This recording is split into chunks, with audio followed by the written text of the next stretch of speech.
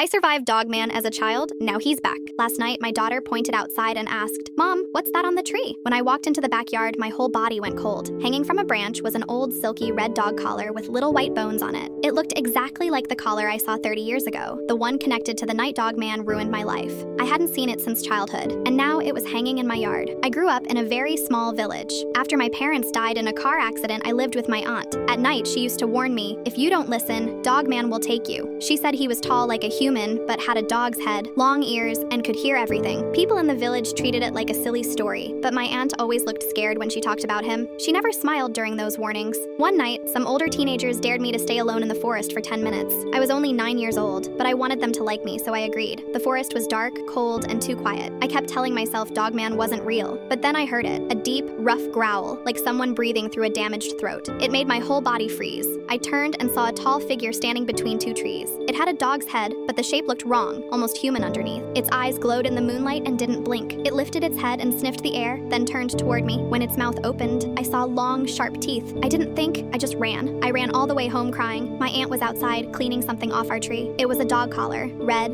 silky, the same kind I saw last night. The next morning, I found my aunt hanging from that same tree. Her body was torn apart, her stomach was open, her leg was half eaten, and her arm was ripped off. There were bite marks everywhere. The police said it was an animal attack, but I knew animals don't hang people, and they don't leave collars behind. After that, I went to an orphanage and stayed there until I grew up. When I became an adult, I moved far away, got married, and had my daughter. I tried to forget everything, but last night, that same red dog collar appeared again. The silk looked old, like it had been rotting for decades. My daughter said it looked like a strange decoration. My husband said maybe it came from a neighbor's dog. Now it's 2 a.m. My husband and daughter are asleep, but I can't sleep at all. I'm sitting by the window with my gun beside me, staring at the backyard.